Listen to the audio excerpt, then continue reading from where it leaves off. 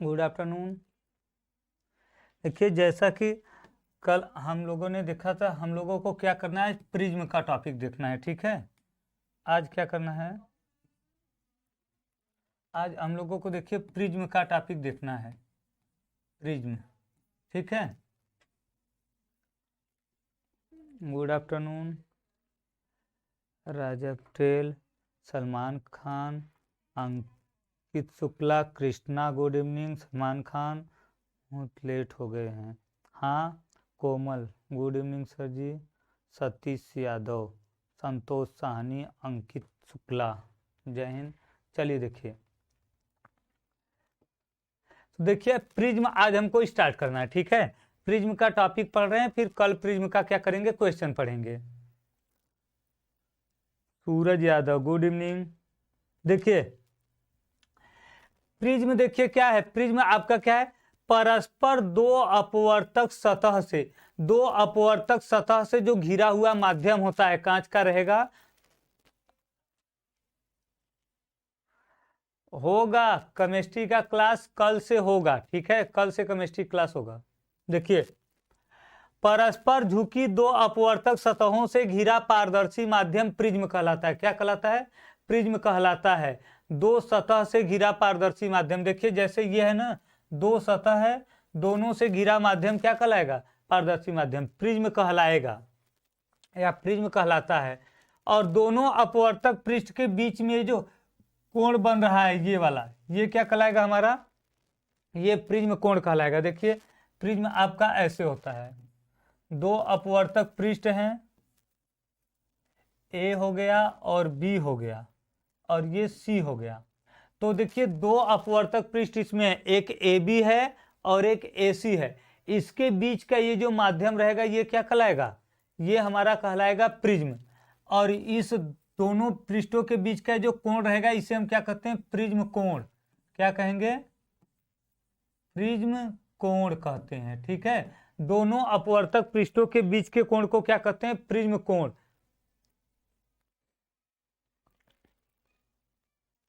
चलिए फ्रेंड्स, कोई दिक्कत नहीं है, अभी को स्टार्ट ही किए हैं। और देखिए इसका मान अधिकांशतः कितना होता है, 60 डिग्री होता है। प्रिज्म कोण का मान कितना होगा, अधिकांशतः 60 डिग्री होता है।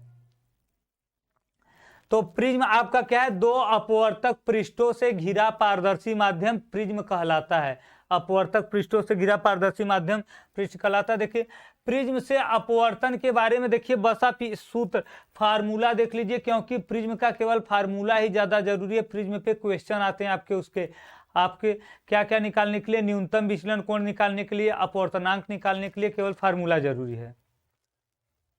Shivani Tiwari hello, good afternoon. तो देखिए इसमें देखिए प्रिज्म से अपवर्तन, देखिए इसमें क्या, देखिए पहला जो है a बराबर r1 प्लस r2 तथा i प्लस e बराबर क्या है हमारा, a प्लस क्या है हमारा, देखिए डेल है। अब देखिए इसमें i क्या है, देखिए i आपका आपतन कोण है, i क्या है, आपतन कोण है। और e क्या है, निर्गत किरण। देखिए ऐसे देख सकते हैं,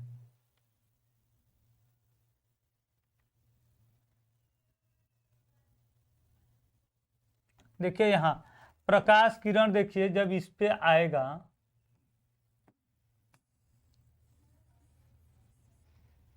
देखिए तो यहां आएगा तो ये क्या रहेगा, अभिलंब रहेगा। ये कोण क्या कहलाएगा, आई, आपतन कोण। और इसको जाना चाहिए इस दिशा में, तो ये जाएगा इस दिशा में, तो ये क्या कहलाएगा, R1 अपवर्तन कोण। और फिर यहाँ का अभिलंब रहेगा तो ये क्या कहलाएगा, R2। और फिर ये प्रकाश यहाँ से बाहर निकलेगा तो चला जाएगा इस दिशा में, तो ये क्या कहलाएगा, ई, क्या कहलाएगा, कोण ई। देखिए प्रिज्म कोण ए है, आई क्या है, आई है हमारा आपतन कोण, क्या है, आपतन कोण। ठीक है, और ये दोनों क्या है, देखिए ये आपका प्रथम अपवर्तन कोण है और ये क्या है हमारा, ये द्वितीय आपतन कोण है, दूसरे पृष्ठ का आपतन कोण। हाँ अभी स्टार्ट हुई है, स्टार्ट अभी हुई है। और ये देखिए ई क्या है, जो किरण बाहर निकल रही है, बाहर निकलने वाली, ये क्या है हमारा, ये देखिए निर्गत कोण है, निर्गत कोण। ठीक है, तो यही देखिए सूत्र दिया कि जो प्रिज्म कोण होता है, ये प्रिज्म कोण का मान क्या होता है, दोनों देखिए जो अंदर के हैं, देखिए दोनों जो अंदर के हैं R1 R2 कोण है, इनके योग के बराबर क्या होता है, प्रिज्म कोण होता है। और जो हमारा देखिए I प्लस E है, मतलब आने वाली किरण का कोण आपतित कोण, और बाहर निकलने वाली जो किरण है इसका कोण क्या होता है, प्रिज्म कोण, और विचलन कोण के योगफल के बराबर होता है। इसमें डेल क्या है, विचलन कोण है। और अपवर्तनांक का देखिए सूत्र क्या होता है, साइन I बटा साइन R1, पहले किस पर, AC सतह पर, इस पहले वाले सतह के क्या होगा, साइन I बटा साइन R1। देखिए ऐसे, देखिए इस सतह जो AB है, AB के लिए कितना रहेगा, देखिए AB के लिए देखिए आ जाएगा μ1 बराबर, देखिए कितना आ जाएगा, साइन I बटे साइन R1, और μ2 बराबर देखिए कितना आएगा, देखिए इसके लिए हम करेंगे तो AC के लिए करेंगे तो देखिए म्यू बराबर कितना आ जाएगा, साइन R2 बटे क्या हो जाएगा, साइन E। यही आएगा हमारा फार्मूला। तो देखिए यहां से यही फार्मूला बना है कि AC पर पहले पृष्ठ पे जब पूछेगा तो क्या हो जाएगा, I upon R1, sine I बटा साइन R1, और जब दूसरे पृष्ठ पर पूछेगा, दूसरे वाले पर पूछेगा तो क्या आएगा, देखिए साइन R2 बटा साइन E आ जाएगा अपवर्तनांक के लिए, और यहां 1 अपान रहेगा। अब देखिए ये जो है प्रिज्म का विचलन, ये आपका इंपॉर्टेंट है, ये पूरा जो फार्मूला ये देखिए ये आपका क्या है, मोस्ट इंपॉर्टेंट है। ठीक है, प्रिज्म के टॉपिक में ये क्या है, मोस्ट इंपॉर्टेंट है, ये वाला पेज। चैप्टर प्रिज्म चल रहा है आज, प्रिज्म स्टार्ट किए हैं। तो देखिए प्रिज्म से विचलन कैसे होता है, देखिए पतले प्रिज्म के लिए देखिए विचलन कोण कितना होता है, डेल बराबर म्यू माइनस 1 इंटू ए। देखिए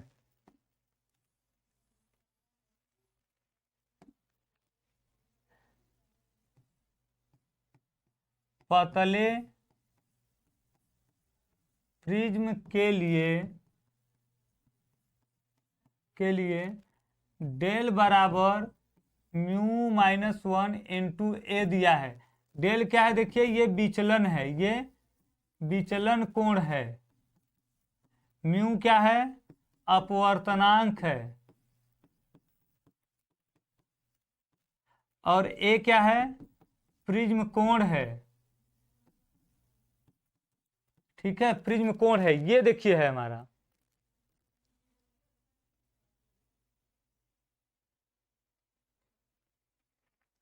ठीक है, अब देखिए प्रिज्म से विचलन, पतले प्रिज्म के लिए म्यू बराबर क्या होगा, इतना भिन्न। अब देखिए विभिन्न रंगों के लिए विचलन भी भिन्न भिन्न होता है। देखिए लाल रंग के लिए विचलन सबसे अधिक होता है, क्योंकि तरंगदैर्ध्य जिसका अधिक रहेगा उसका अपवर्तनांक भी अधिक रहेगा, तो लाल रंग के लिए सबसे अधिक होता है, बैगनी के लिए सबसे कम होता है। इसी प्रकार विचलन कोण भी लाल के लिए सबसे क्या होगा, कम होगा। सही, लाल रंग के लिए देखिए अपवर्तनांक सबसे कम होगा, बैगनी रंग के लिए अधिक, क्योंकि देखिए हम पढ़े हैं अपवर्तनांक म्यू प्रोपोर्शनल टी 1 अपान लैम्डा, मतलब तरंगदैर्ध्य बढ़ने पर अपवर्तनांक घटता है। तो लाल रंग का तरंगदैर्ध्य सबसे अधिक रहेगा तो इसका अपवर्तनांक सबसे कम होगा। बैगनी रंग का अपवर्तनांक क्या होगा,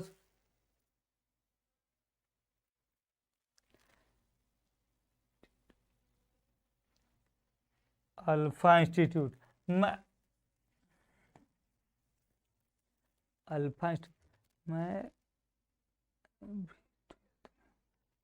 अल्फा इंस्टीट्यूट कौन है, अभी 12th में है।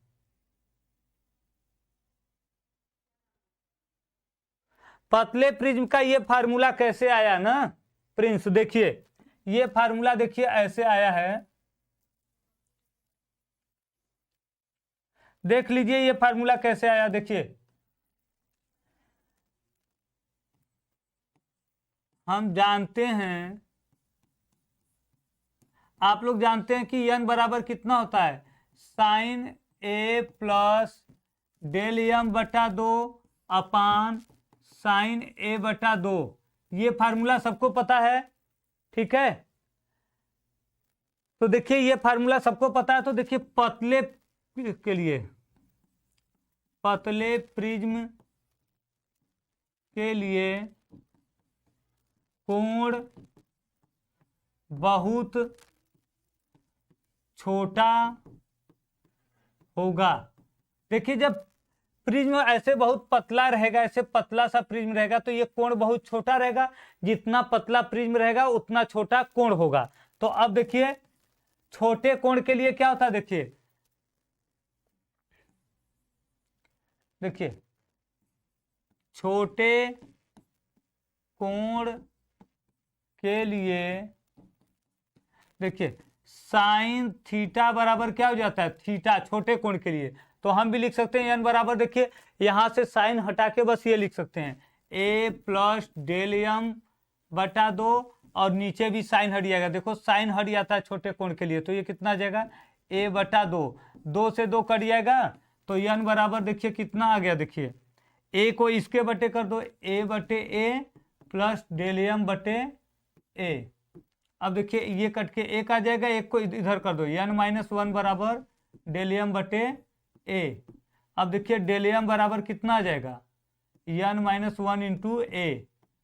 तो यही देखिए फार्मूला यहाँ पर है, डेल m बराबर n-1 इंटू a। देखिए यही फार्मूला यहाँ पे है, डेल बराबर μ-1 इंटू a।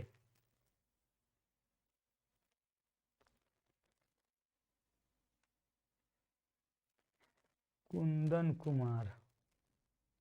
तो देखिए अब अधिकतम विचलन की स्थिति में यह फार्मूला आपका होता है। जब अधिकतम विचलन की स्थिति में रहेगा, देखिए अधिकतम विचलन की स्थिति में आई का मान कितना हो जाता है, 90 अंश हो जाता है, और R1 का मान क्या हो जाता है, C के बराबर हो जाता है, R2 का मान A माइनस C के बराबर।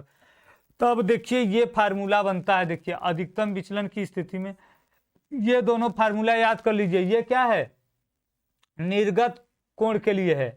ये किसके लिए देखिए फार्मूला है, ये देखिए ये जो फार्मूला है वो किसके लिए है, निर्गत कोण। याद कर लीजिए ये निर्गत कोण के लिए है, और ये फार्मूला किसके लिए है, देखिए अधिकतम विचलन कोण। याद कर लीजिए ये दोनों फार्मूले आपको जरूरत पड़ेंगे, अधिकतम विचलन कोण और अधिकतम क्या कहते हैं, निर्गत कोण।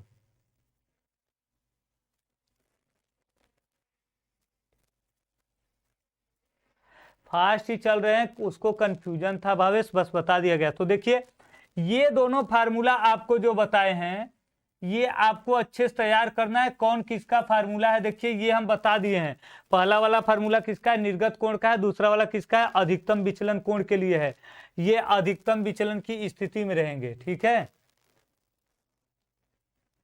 और देखिए ये न्यूनतम विचलन की स्थिति में, देखिए न्यूनतम विचलन की स्थिति में आपका ये रहता है फार्मूला, सबको पता है। न्यूनतम विचलन की स्थिति में प्रिज्म के अपवर्तनांक का फार्मूला सबको पता है, अभी लिखे थे, म्यू बराबर sine a plus del m बटा 2, और यहाँ क्या हो जाएगा साइन a बटा 2, ठीक है। हाँ नहीं था, अधिकतम विचलन वहां नहीं जानना था, यहाँ केवल उससे एक प्रश्न पूछेगा, एक प्रश्न आएगा, तो आपको बस उसका फार्मूला याद करके रखे रहना है कि अधिकतम विचलन के लिए कौन सा फार्मूला लगाएंगे, और बस क्वेश्चन आएगा तो सॉल्व करना है। वे 12th में वो नहीं था, 12th में केवल न्यूनतम वाला था, 12th में केवल न्यूनतम वाला था।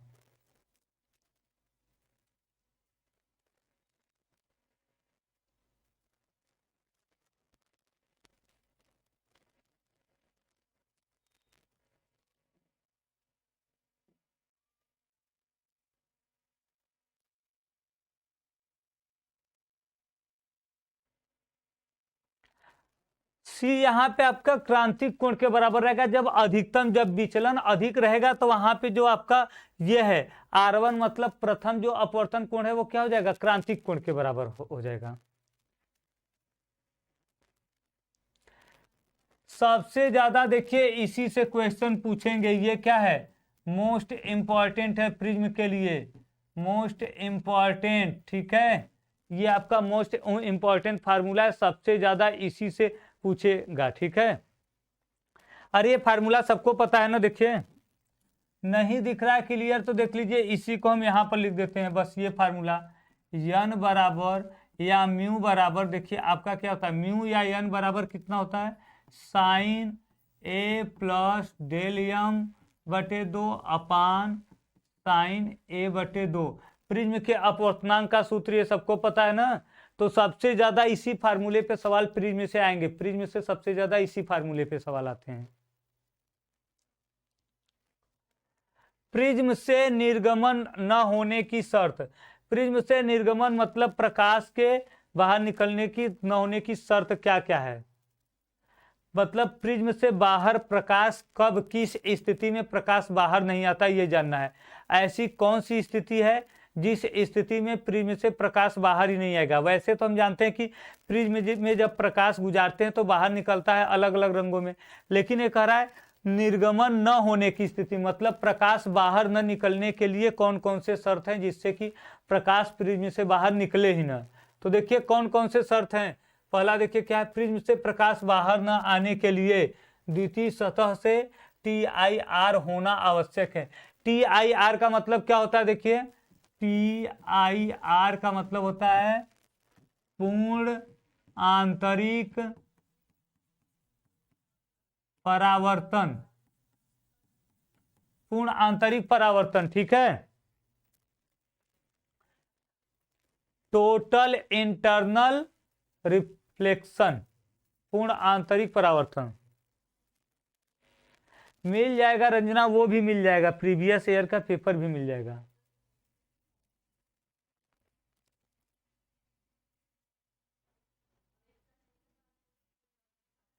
PDF कल का गया है ना, कल का PDF मिल गया ना, कल का परसों का दोनों PDF मिल गया होगा।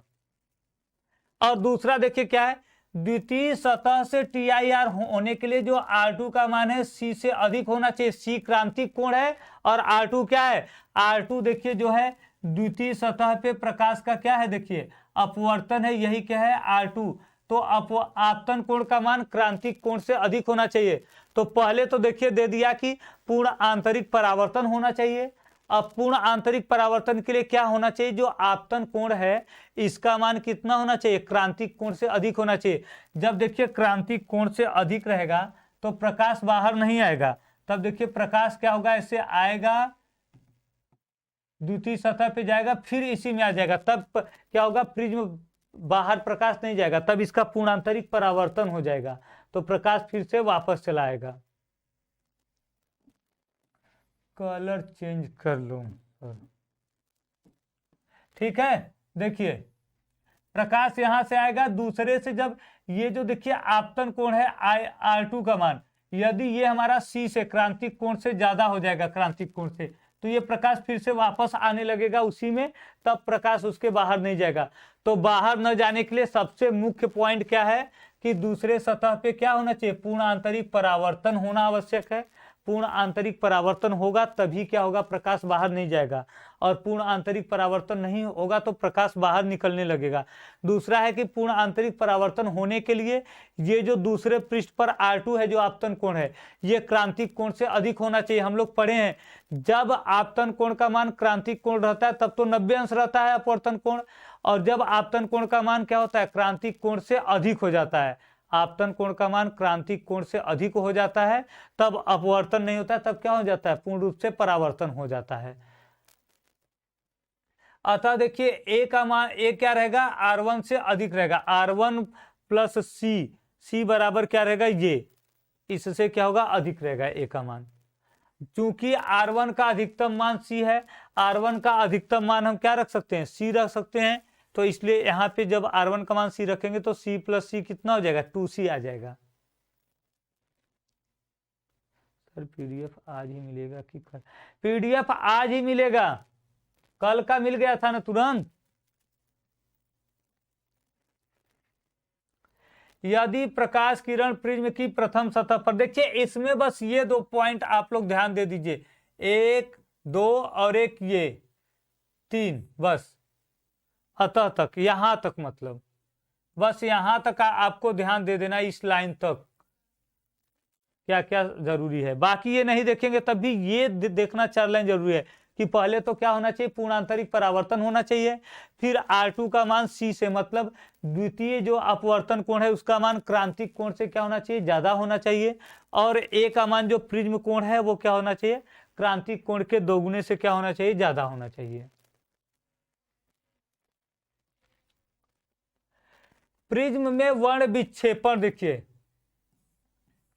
प्रिज्म में वर्ण विक्षेपण, इससे भी एक क्वेश्चन पूछता है। लाल रंग बैगनी रंग वाले से उसके अपवर्तनांक से एक प्रश्न इससे भी आता है। देखिए वर्ण विक्षेपण क्या आता है, श्वेत प्रकाश का प्रिज्म से गुजरने पर अलग अलग 7 रंगों में विभाजित होना क्या कहलाता है, वर्ण विक्षेपण। जब कोई श्वेत प्रकाश होता है, सूर्य के प्रकाश को हम श्वेत प्रकाश कहते हैं, जिसमें अलग अलग रंग के क्या हो, प्रकाश मिले हों। तो जब वह प्रकाश श्वेत प्रकाश क्या होता है, किसी प्रिज्म से होकर गुजरता है तो अलग अलग रंग के 7 किरण में क्या होता है, विभाजित हो जाता है। इसे हम क्या कहते हैं, इसे हम बोलते हैं देखिए वर्ण विक्षेपण। वर्ण विक्षेपण के लिए देखिए ऐसे है,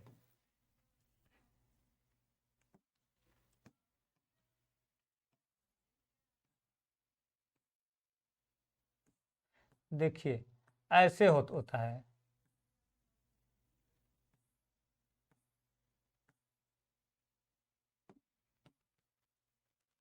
ठीक है, ऐसे देखिए अलग अलग रंग के क्या होता है, 7 किरण में इसके अलग अलग। देखिए इसका क्रम क्या होगा, VIBGYOR,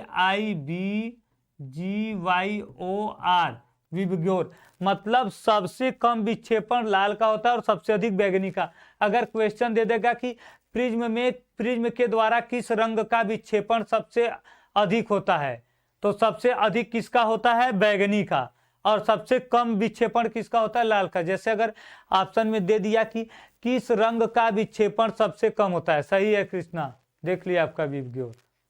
ठीक है, डाउट नंबर दे दिया जाएगा, चलिए डाउट नंबर हम दे देंगे। तो देखिए विबग्योर मतलब सबसे कम विक्षेपण किसका होता है, लाल वाले का। रेड कलर का सबसे विक्षेपण सबसे कम होता है, सबसे अधिक किसका होता है, बैगनी का। मिल जाएगा गौतम कुमार डाउट नंबर। तो देखिए यही है ना कि श्वेत प्रकाश का इसके अवयवी रंगों में विभाजित होना क्या कहलाता है, प्रकाश का वर्ण विक्षेपण कहलाता है। और जब ये प्रिज्म से होता है तो प्रिज्म में वर्ण विक्षेपण कहलाता है। अब देखिए ये तो हो गया वर्ण विक्षेपण, ये 3 प्रकार, कई प्रकार से होता है। जैसे देखिए पहला है कोणीय विक्षेपण, लाल एवं बैगनी रंग के बीच के कोणीय विस्थापन को क्या कहते हैं, कोणीय विक्षेपण। जैसे देखिए यही बना था ना, देखिए देखिए यही है, लाल वाला ले लेंगे और बैगनी वाला, दोनों के बीच के जो कोण का अंतर है, दोनों के बीच का कोण जो बनेगा वही क्या कहलाता है, हमारा कोणीय विस्थापन कहलाता है।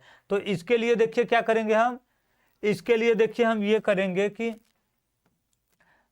जो देखिए बैगनी रंग वाला सबसे ज्यादा है, बैगनी रंग का सबसे ज्यादा झुकाव, तो बैगनी रंग का सबसे ज्यादा रहेगा विचलन कोण और लाल रंग का कम रहेगा। बैगनी रंग वाले में से लाल रंग वाला घटा देंगे तो क्या आ जाएगा, ये आ जाएगा हमारा कोणीय विक्षेपण। इसका देखिए फार्मूला बहुत ही इंपॉर्टेंट है, कोणीय विक्षेपण थीटा का फार्मूला ये। ठीक है,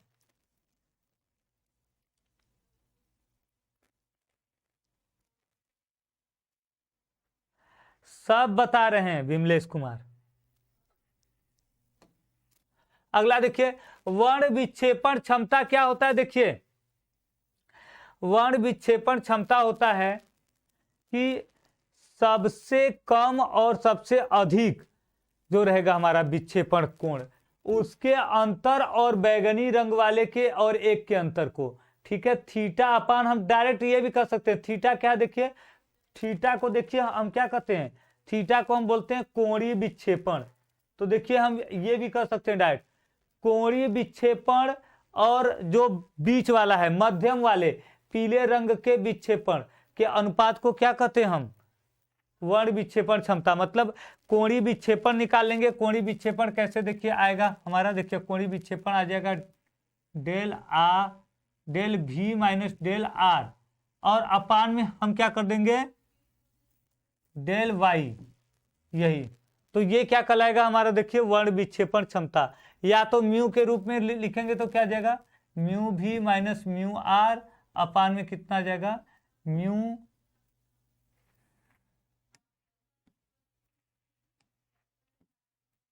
वाई माइनस वन।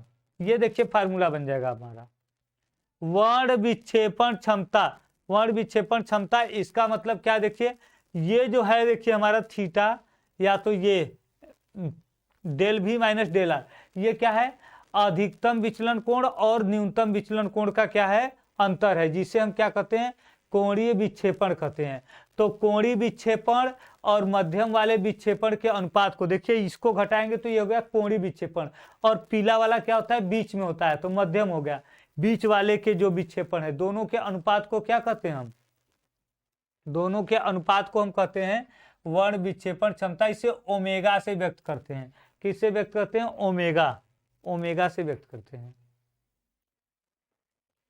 प्रिज्मों का संयोजन, देखिए दो या दो से अधिक प्रिज्म को कैसे जोड़ते हैं, देखिए दो प्रिज्म को केवल विक्षेपण या केवल विचलन प्राप्त करने के लिए संयोजित किया जाता है।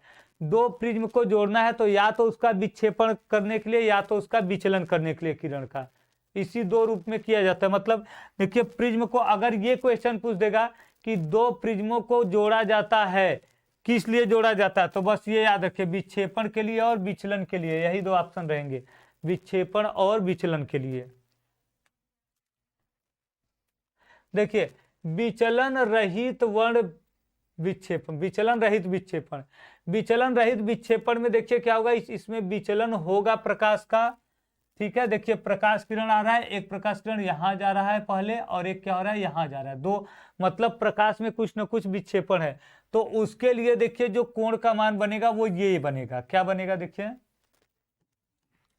ये देखिए आ जाएगा थीटा बराबर theta one minus omega upon omega dash. Omega dash क्या होगा, देखिए ये इस वाले के लिए, इसके लिए क्या होगा, विक्षेपण क्षमता ओमेगा डैश, और इसके लिए क्या होगा, ओमेगा। मतलब जो प्रकाश पहले जा रहा है, देखिए पहली बार जो जा रहा है प्रकाश, उसके लिए क्षमता को क्या कहेंगे, ओमेगा, और जो दूसरा प्रकाश है देखिए उसके लिए क्षमता को क्या कहेंगे हम, ओमेगा डैश।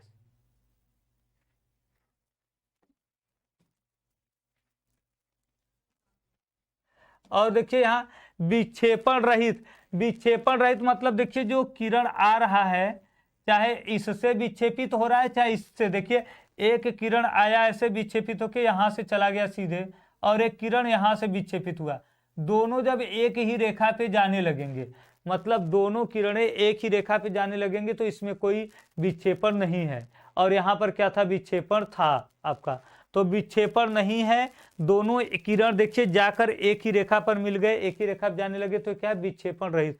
और जब अलग अलग रेखा पे जाएंगे तो विक्षेपण। तो देखिए इसके लिए देखिए इसका मान कितना आएगा कोण का, केवल ओमेगा अपान ओमेगा डैश आएगा। यहाँ पर देखिए क्या था, यहाँ पे था ओमेगा डैश अपान ओमेगा, वही फार्मूला यहाँ पे क्या आ जाएगा, ओमेगा अपान ओमेगा डैश आ जाएगा। वाइट अब अगले डे से होगा भवेश।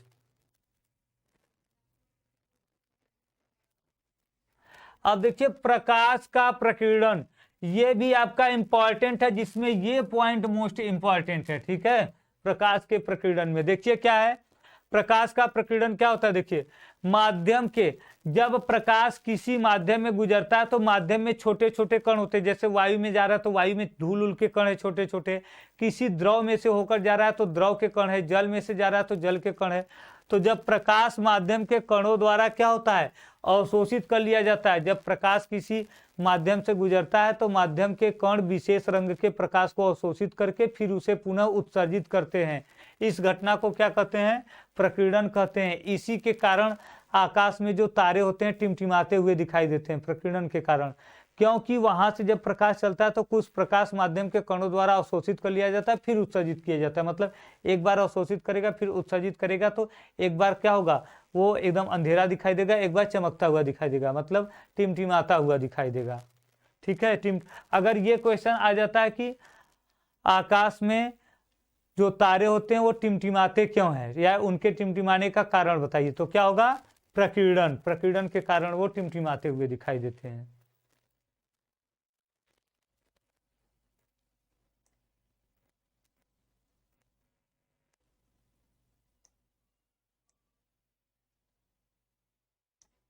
ठीक है।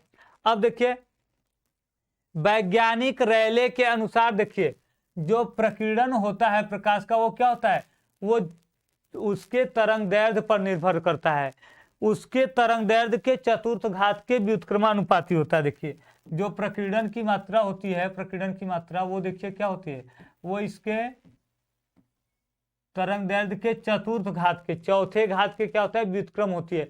मतलब जिस प्रकाश का तरंग दैर्ध्य जितना अधिक रहेगा उसका क्या होते हैं प्रकीर्णन उतना ही कम होगा। तो लाल रंग का सबसे अधिक होता है, इसलिए लाल रंग का प्रकीर्णन नहीं होता है, लाल रंग दूर तक दिखाई देता है। बैगनी रंग का तरंग दैर्ध्य देखिए सबसे कम होता है, इसलिए उसका प्रकीर्णन सबसे ज्यादा होता है। प्रकीर्णन पर आधारित कुछ घटनाएं, प्रकीर्णन पर आधारित कुछ घटनाएं, ठीक है। तो देखिए पहला क्या है, प्रकाश का नीला दिखाई देना। देखिए यही क्वेश्चन इसी से बनते हैं, प्रकाश नीला क्यों दिखाई देता है, तो आप ऑप्शन में क्या दे देंगे, प्रकीर्णन के कारण। सूर्योदय एवं सूर्यास्त के समय इनका लाल दिखाई देना, सूर्योदय और सूर्यास्त के समय लाल क्यों दिखाई देता है, प्रकीर्णन के कारण। खतरनाक संकेत लाल रंग के बने होते हैं, जो होता है खतरनाक, देखिए खतरे के जो संकेत होते हैं वो लाल रंग के क्यों बनाए जाते हैं, क्योंकि लाल रंग अधिक दूरी तक स्पष्ट दिखता है, दूर से भी स्पष्ट दिखता है लाल रंग, क्योंकि उसका प्रकीर्णन नहीं होता है। लाल रंग का देखिए तरंग दैर्ध्य बहुत ज्यादा है, और तरंग दैर्ध्य बहुत ज्यादा है तो प्रकीर्णन सबसे क्या होगा, उसका अधिक होगा।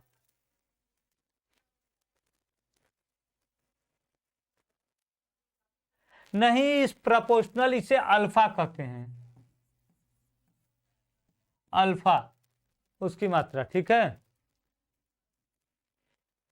हाँ तीव्रता देखिए प्रोपोर्शनल लगा है, देखिए प्रोपोर्शनल सही लगा है आपका, प्रोपोर्शनल फिर बराबर दोनों दिया है, इसलिए दिया है प्रोपोर्शनल और बराबर कि वो लगभग में उसी के बराबर ही होता है, जितना मान आता है उसका भाग देने पर उसी के बराबर आता है, इसलिए प्रोपोर्शनल और बराबर दोनों दिया है। बराबर मतलब आपको मान पूछेगा तो इसे निकालना है, प्रोपोर्शनल चिन्ह केवल ये बताता है कि प्रोपोर्शनल का अर्थ ये कि जब तरंग दैर्ध्य बढ़ेगा तो तीव्रता क्या होगा, तीव्रता का मान घटेगा, और जब तरंग दैर्ध्य घटेगा तो तीव्रता का मान क्या होगा, बढ़ेगा, ठीक है।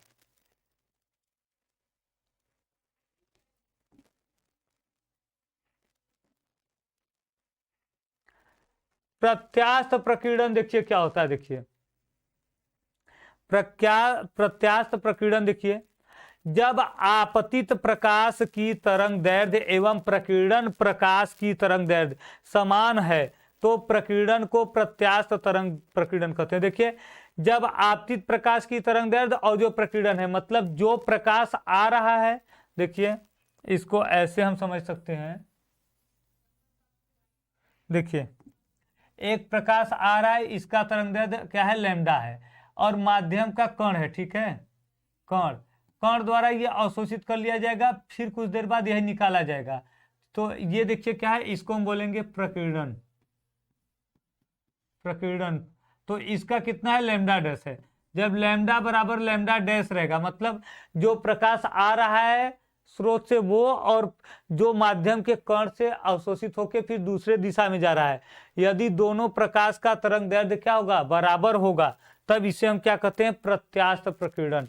अगर पूछेगा, देखिए इस पे क्वेश्चन कैसे देगा, देखिए प्रत्यास्थ प्रकीर्णन में अब दे देगा डायरेक्ट की आपतित प्रकाश और निर्गत प्रकाश का तरंगदैर्ध्य अलग होता है, दोनों बराबर होता है, दे देगा कि आपतित प्रकाश का तरंगदैर्ध्य अधिक होता है, और या तो कह देगा प्रकीर्णित प्रकाश का तरंगदैर्ध्य अधिक होता है। तो कौन सा ऑप्शन सही लगाएंगे, जिसमें दे देगा कि दोनों बराबर होते हैं, दोनों के तरंगदैर्ध्य समान होते हैं। अगर ऐसा आएगा आपका क्वेश्चन कि प्रत्यास्थ प्रकीर्णन में क्या होता है, तो आप याद रखेंगे कि आपतित और जो बाहर निकलने वाले जो प्रकीर्णन प्रकाश है, दोनों का तरंगदैर्ध्य क्या होता है, समान होता है, बराबर होता है। ये आपको याद रखना, इस पर भी एक क्वेश्चन आपके बन सकते हैं, इस पे भी बनते हैं क्वेश्चन।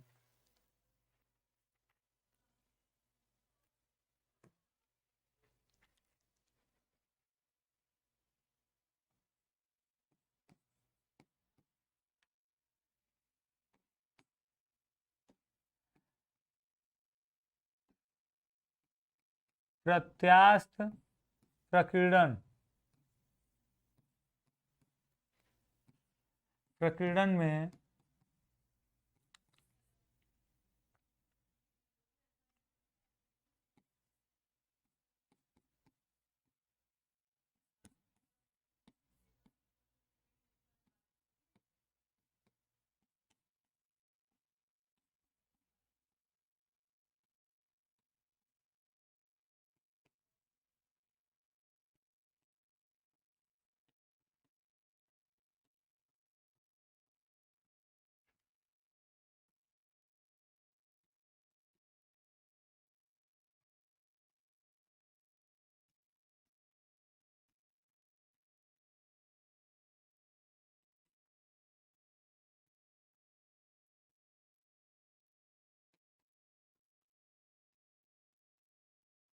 बताइए इसमें से कौन सा सही है।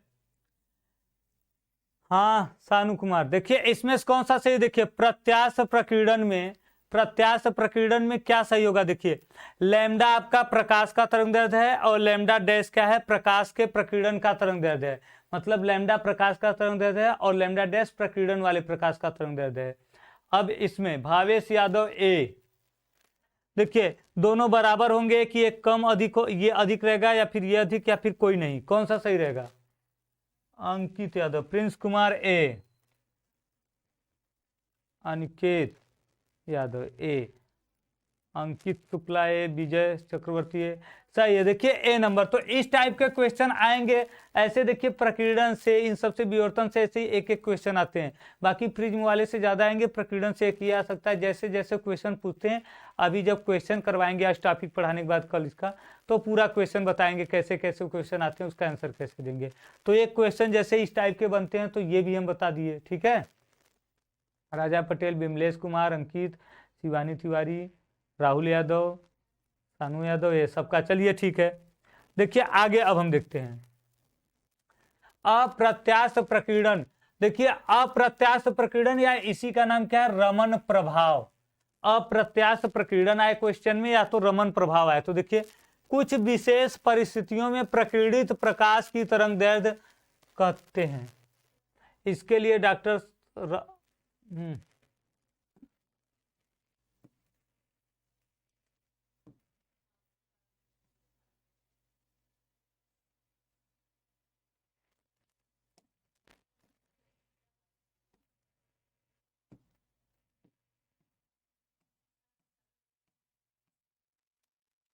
देखिए रमन, डॉक्टर रमन ने बताया कि जो प्रकीर्णित प्रकाश है, जो प्रकाश माध्यम के कणों से अवशोषित होकर फिर बाहर निकलते हैं, प्रकीर्णित प्रकाश, उनके तरंगदैर्ध्य को हम क्या कहते हैं, उनके तरंगदैर्ध्य को हम क्या कहते हैं, देखिए रमन प्रभाव कहते हैं, या तो रमन क्या कहते हैं।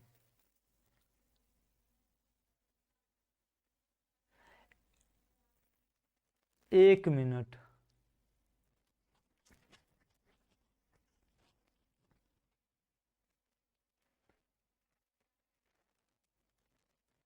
ये देखिए हिम्मत,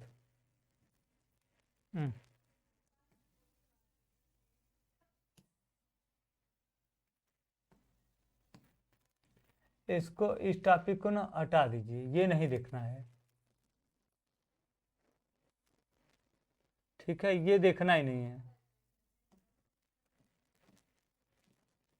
ये देखिए इंद्रधनुष, इससे भी आपको बता रहे हैं, ये भी देखिए आपका इंपॉर्टेंट फॉर किसके लिए है, CUET, CUT के लिए ये भी क्या है, इंपॉर्टेंट है, ठीक है।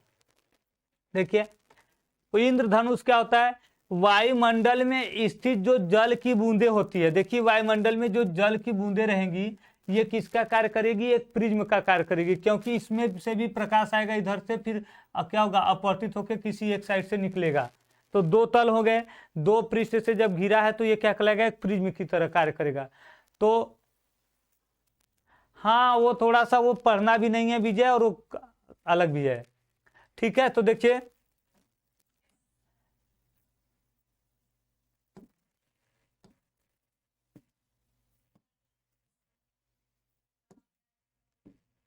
देखिए वायुमंडल में स्थित जल की बूंदों द्वारा प्रकाश के विक्षेपण एवं पूर्ण आंतरिक परावर्तन के कारण, मतलब जल की बूंद से प्रकाश का विक्षेपण होगा और पूर्ण आंतरिक परावर्तन होगा, तब जो सूर्य का प्रकाश है, श्वेत प्रकाश है, वो 7 रंगों में विभाजित हुआ दिखाई देता है, जिसे हम क्या कहते हैं, इंद्रधनुष।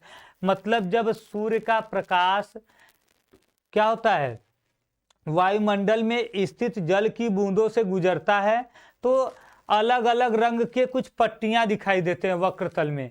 आप देखे होंगे बरसात के समय में जब धूप निकलता है, तो जब जल की बूंदों से धूप क्या होता है, होकर गुजरता है, तो हमें आसमान में कुछ रंगीन पट्टियां दिखाई देती हैं अलग अलग रंग की, जिसे क्या कहते हैं, इंद्रधनुष कहते हैं। इसको हम क्या कहते हैं, इसको देखिए हम कहते हैं इंद्रधनुष, इसे इंद्रधनुष कहते हैं। हाँ, अभी बता रहे हैं उसको भी, वो सही नहीं था इसलिए उसको अभी नहीं बताएं, वो भी अभी लिख कर बता देंगे राजा पटेल, उसको हम लास्ट में लिख कर नोट करके खुद बता देंगे, ठीक है। वो सही से नहीं था इसलिए उसको हटा दिए, पूरा नहीं था। इंद्रधनुष देखने के लिए प्रेक्षक की पीठ सूर्य की ओर होना चाहिए। देखिए, इंद्रधनुष देखने के लिए हम सूर्य के दूसरी तरफ देखेंगे तभी देखेगा, सूर्य हमारे पीछे रहेगा तब प्रकाश आगे आएगा तब देखेगा। हम सूर्य जिधर है उसी साइड देखेंगे तो हमको इंद्रधनुष नहीं देखेगा। तो अगर ये भी क्वेश्चन एक बनता है कि इंद्रधनुष देखने के लिए प्रेक्षक को किधर होना चाहिए, तो हम क्या बताएंगे, सूर्य के आगे होकर सूर्य प्रेक्षक के पीछे होना चाहिए। और देखिए, इंद्रधनुष 2 प्रकार का होता है और दोनों इंपॉर्टेंट है। देखिए, इससे भी आपका एक क्वेश्चन बनेगा, बता देंगे कैसे। इंपॉर्टेंट है, बता ही दिए हैं कि इंद्रधनुष इंपॉर्टेंट है एनसीईआरटी इसके लिए, सीयूटी के लिए। और ये इंपॉर्टेंट देखिए यहां से है, ये ज्यादा इंपॉर्टेंट नहीं है इंद्रधनुष, लेकिन इसके जो प्रकार है प्राथमिक और द्वितीयक 2 प्रकार के, ये इंपॉर्टेंट है। प्राथमिक इंद्रधनुष में देखिए क्या होता है, इसमें देखिए प्रकाश का 2 बार अपवर्तन होता है, 1 बार पूर्ण आंतरिक परावर्तन। देखिए सबसे मेन पॉइंट यही है, पहला वाला याद रखिए, पहला वाला मुख्य है कि जब प्रकाश का 2 बार अपवर्तन होगा, 1 बार पूर्ण आंतरिक परावर्तन होगा, तब क्या बनेगा, प्राथमिक इंद्रधनुष। सबसे भीतरी चाप बैगनी होती है और बाहरी वाला लाल। प्राथमिक इंद्रधनुष में देखिए ऐसे बनता है ना इंद्रधनुष, तो देखिए सबसे अंदर वाला क्या होगा, बैगनी होगा, सबसे बाहर वाला रेड होगा, तब ये प्राथमिक बनेगा। सबसे भीतर वाला अंदर वाला क्या होगा, देखिए बैगनी, और सबसे बाहरी वाला क्या होगा, लाल होगा। और प्रेक्षक की आंख पर अंतरित कोण 42 अंश, इससे जो कोण बनता है, हम आंख पर देखते हैं, हमारे आंख पर जो कोण बनेगा, उसको देखने के लिए जो कोण बनेगा क्षैतिज से, वो कितना होता है, 42 अंश का होता है। प्रेक्षक की आंख पर कितने अंश का कोण बनता है, 42 अंश का कोण बनता है, ठीक है। तो ये आपका इंपॉर्टेंट है, और ये अधिक चमकता है, ये मतलब बरसात के समय बनता है, ज्यादा चमकदार दिखाई देता है।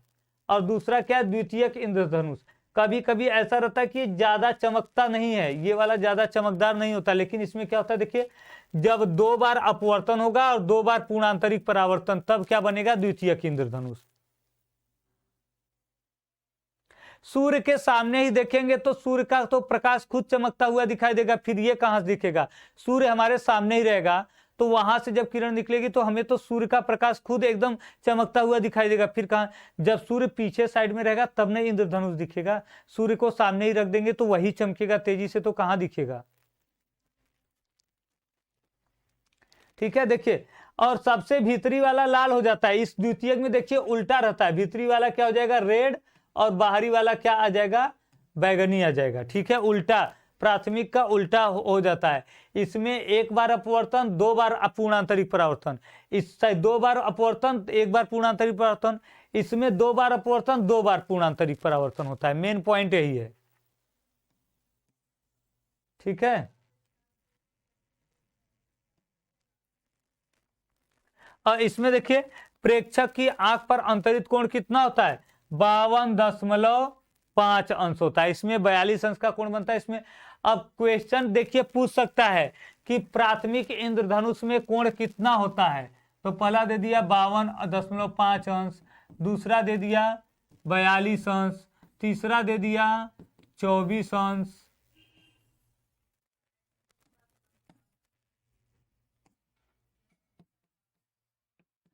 और चौथा शून्य अंश। बताइए प्राथमिक इंद्रधनुष के लिए कौन सा कोण बनता है? प्राथमिक इंद्रधनुष में कौन सा कोण प्राप्त होता है, कौन सा कोण बनता है?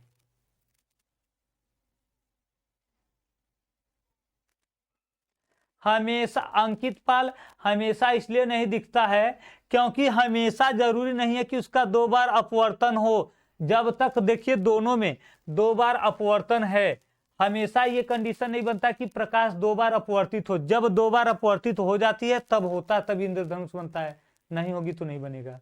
राजा पटेल दूसरा, रंजना 42 सही है। देखिए प्राथमिक के लिए पूछेगा तो ये लगा देंगे, द्वितीयक के लिए पूछेगा तो 52.5 लगा देंगे। तो ये दोनों पॉइंट भी आपको जरूरी रखना है याद कि प्राथमिक में 42 है, द्वितीयक में 52.5 है।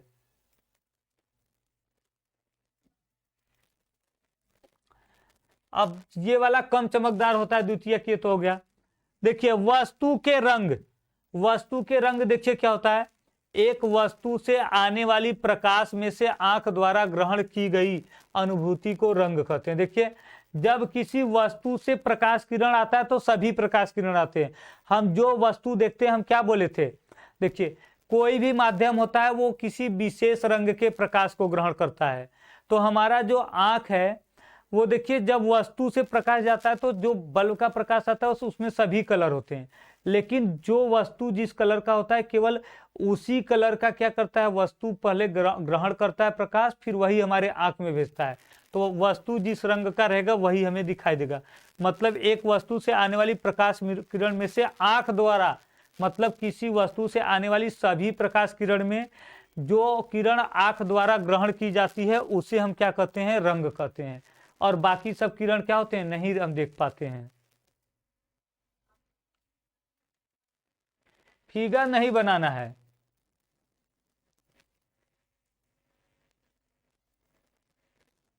अब देखिए अपारदर्शी वस्तु के रंग क्या होते हैं, देखिए निश्चित प्रकाश रंग के परावर्तन के कारण, देखिए अपारदर्शी देखिए वस्तु के रंग कैसे होते हैं, निश्चित प्रकाश के अपवर्तन के कारण। मतलब निश्चित प्रकाश का अपवर्तन होता है, जिस प्रकाश जो प्रकाश क्या होता है वस्तु का होता है वही प्रकाश का अपवर्तन होता है, बाकी सब नहीं होते। हम किसी वस्तु पे प्रकाश डालते हैं तो वो सभी प्रकाश को अवशोषित कर लेता है, और जो एक प्रकाश उस वस्तु का होता है उसी प्रकाश को अपवर्तित करके बाहर भेजता है, निकालता है। तो उसीलिए हमें वह वस्तु उस कलर की दिखाई देती है। जैसे अगर लाल रंग की है वस्तु तो सभी प्रकाश को ग्रहण करेगी और लाल रंग को क्या करेगी, अपवर्तित करके बाहर निकालेगी, तो हमें लाल रंग का दिखाई देगा।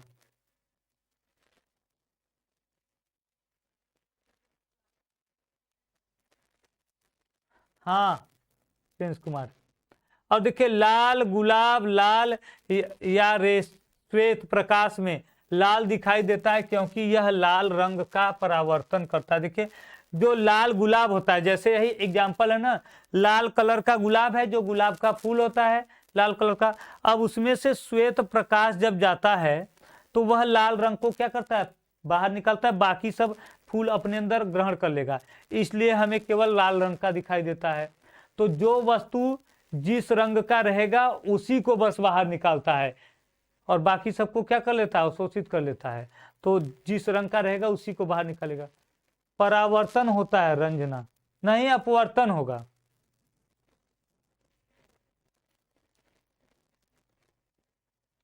जब फूलों के एक गुलदस्ते पर पीला प्रकाश आपतित किया जाता है तो पीले एवं श्वेत रंग के फूल पीले जबकि श्वेत रंग के फूल काले दिखाई देते हैं। जब देखिए किसी फूल का गुलदस्ता उस पर हम पीला प्रकाश केवल डालेंगे तो पीला वाला तो पीला दिखाई देगा, लेकिन सफेद वाला क्या होता है, हमें सफेद वाला हमको दिखाई देता है काला रंग का। पारदर्शी वस्तु का रंग, ये तो देखिए अभी तक जो था अपारदर्शी वस्तु का था, प्रकाश के परावर्तन से।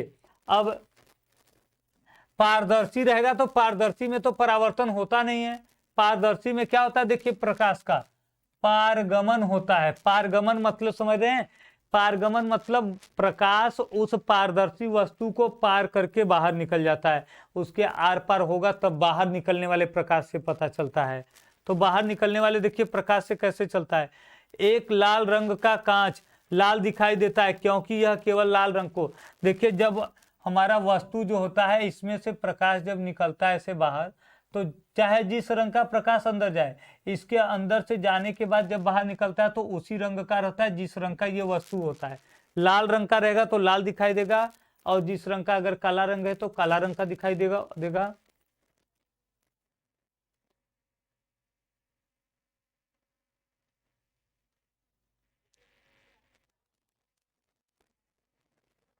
देखिए बस ये दिमाग में रखना है, पारदर्शी के लिए क्या होगा, अपवर्तन या पारगमन होगा, और अपारदर्शी रहेगा तब क्या होगा, तब परावर्तन होगा। वो भी पहले अवशोषित होके फिर परावर्तन किया जाएगा।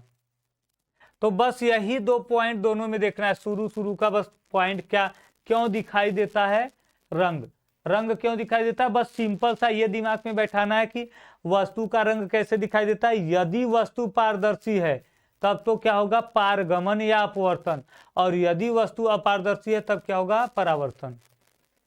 सिंपल सा देखिए, पारदर्शी में क्या होगा, देखिए अवशोषित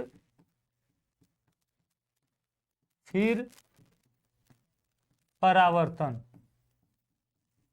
और सही अपारदर्शी में, और पारदर्शी में क्या होगा, पारदर्शी में देखिए, इसमें देखिए प्रकाश का क्या करेंगे हम, इसमें अपवर्तन या पारगमन एक ही होता है, ठीक है।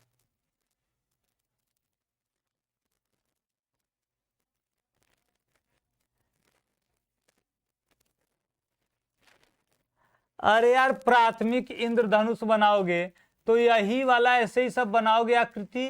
प्राथमिक इंद्रधनुष में देखिए क्या रहेगा हमारा, सबसे ऊपर लाल रंग रहेगा और सबसे नीचे क्या रहेगा, बैगनी रंग रहेगा, ये रहेगा बैगनी और लाल।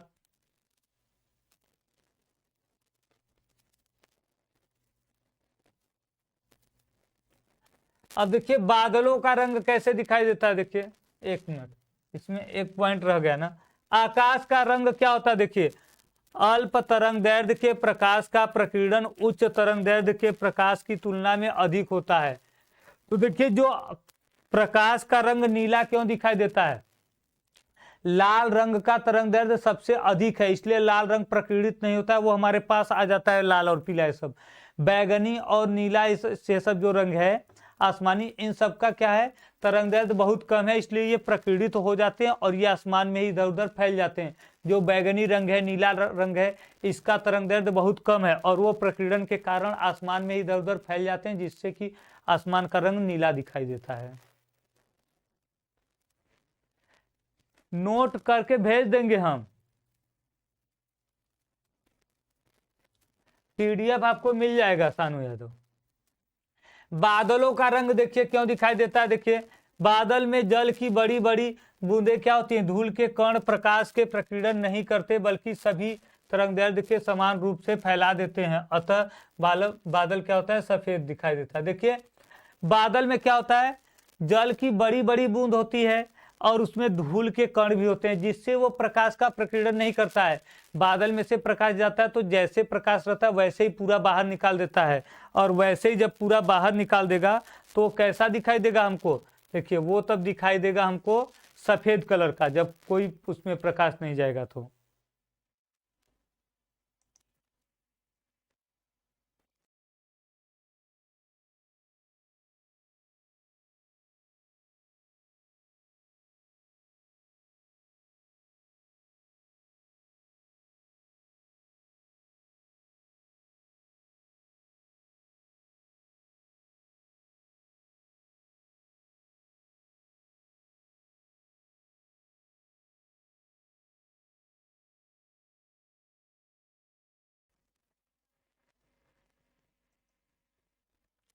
ठीक है, अब देखिए प्रकाशी रंगों के लिए देखिए बादल का तो हो गया कि बादल में प्रकाश, सिंपल सा बस ये याद रखना है कि बादल में प्रकाश का प्रकीर्णन नहीं होता है, पूरा पूरा प्रकाश निकल जाता है, इसलिए बादल सफेद दिखाई देता है एकदम वैसे ही बिना किसी रंग का। उस 7 रंगों में से कोई रंग नहीं दिखाई देगा, पूरा सफेद हो जाएगा।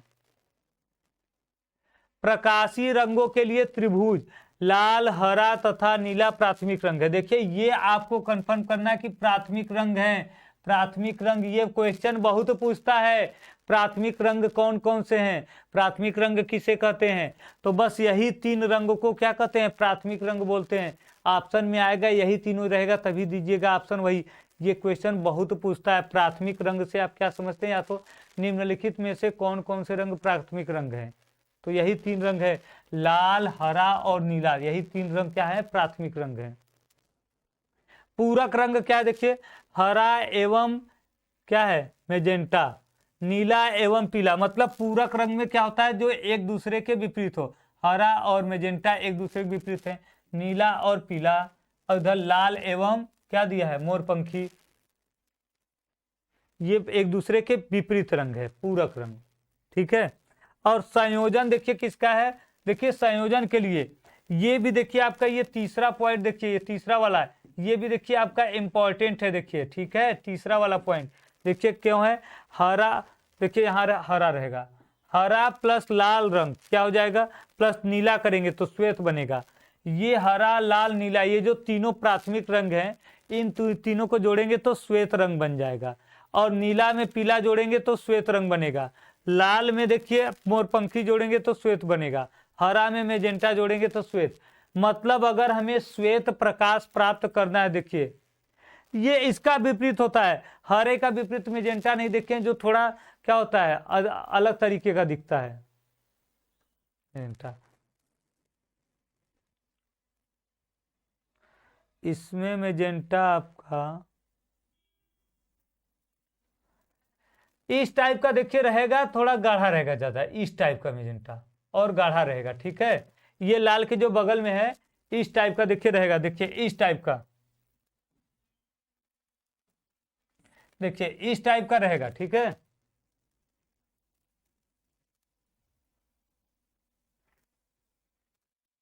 इस टाइप का रहेगा, थोड़ा इससे डार्क रहेगा बस।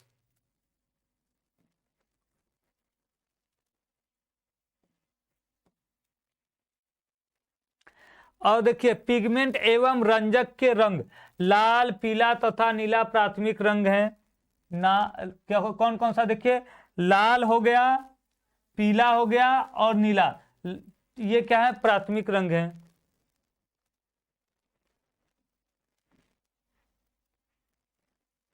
पूरक रंग देखिए आपको याद कर लेना है, पीला एवं बैगनी। देखिए पूरक रंग मतलब जो एक दूसरे का विपरीत हो, मतलब एक दूसरे से मिलता हो। पीला का बैगनी से, लाल बैगनी लाल से, फिर लाल का हरा से और नीला का नारंगी से। संयोजन रंग अभी दिखा दिए, देखिए कौन कौन सा है, पूरक और संयोजन दोनों आप अब देख लिए थे। ये देख लीजिए स्पेक्ट्रम क्या होता है, स्पेक्ट्रम आवृत्ति या तरंगदैर्ध्य के अनुसार विकिरण की प्राथमिक क्रमिक व्यवस्था को क्या कहते हैं, स्पेक्ट्रम। दो बार देखिए, आवृत्ति और तरंगदैर्ध्य के अनुसार विकिरण की क्रमिक व्यवस्था। देखिए स्पेक्ट्रम पहले समझ लीजिए क्या है, स्पेक्ट्रम आपका क्रम से व्यवस्था होता है। अलग अलग तरंगदैर्ध्य या अलग अलग रंग के जो प्रकाश होते हैं उनके क्रम को, व्यवस्था क्रम को क्या कहते हैं, स्पेक्ट्रम।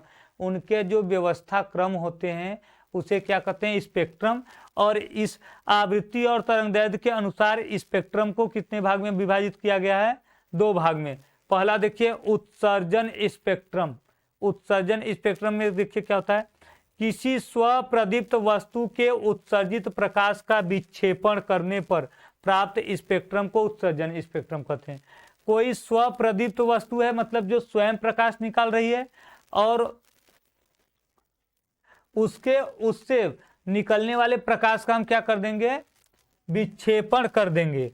देखिए कोई वस्तु है जो स्वतः प्रकाश निकाल रही है, इस प्रकाश का हम क्या कर देंगे, किसी प्रिज्म द्वारा या जल की बूंद द्वारा, किसी द्वारा क्या कर देंगे, हम विक्षेपण कर देंगे, विक्षेपण। तब जो क्रम बनेगा, जैसे हम प्रिज्म द्वारा करते हैं तो क्या बनता है, विबग्योर बनता है श्वेत प्रकाश का। ऐसी अलग अलग प्रकाश का करेंगे तो हमको केवल यहाँ पर एक ही देखना है, क्रम विबग्योर। अलग अलग प्रकाश का करते हैं तो अलग अलग रंग का क्रम बनता है, उसी क्रम को क्या कहते हैं, स्पेक्ट्रम। जैसे वर्ण विक्षेपण का स्पेक्ट्रम क्या है, विबग्योर है।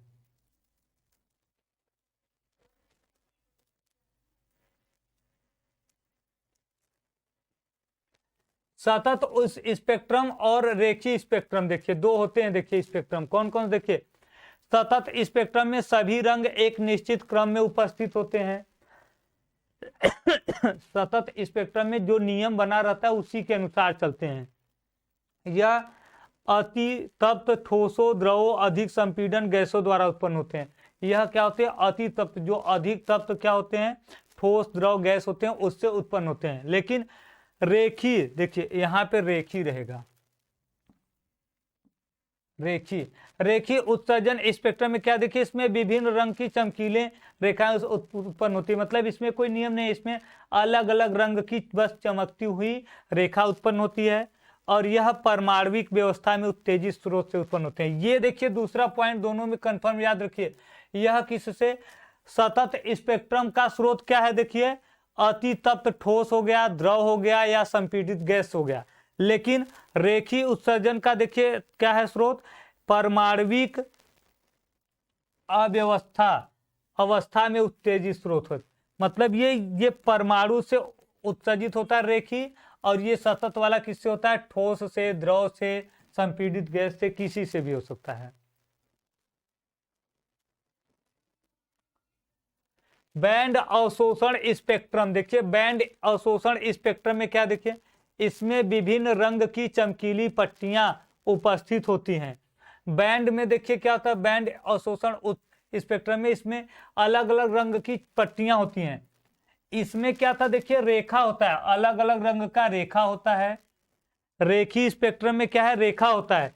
बैंड मतलब होता है प्लेट, पत्ती, तो इसमें अलग अलग क्या होती है, चमकीली पट्टियां होंगी, और रेखी वाले में रेखा होगा। यह आणविक अवस्था में होता है। रेखी वाला किसमें था, देखिए रेखी वाला आपका था परमाणु अवस्था में था, परमाणविक अवस्था में। और ये किससे में है, बैंड वाला, ये आणविक अवस्था में है।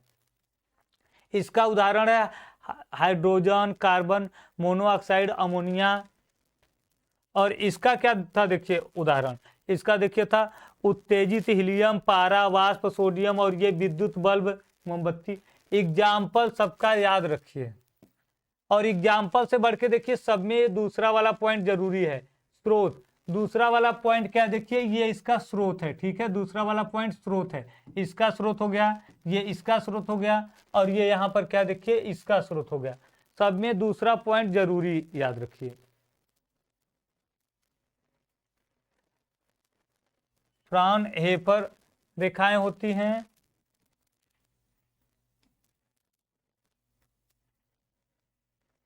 बस वही उतना देखना था जरूरी, ठीक है।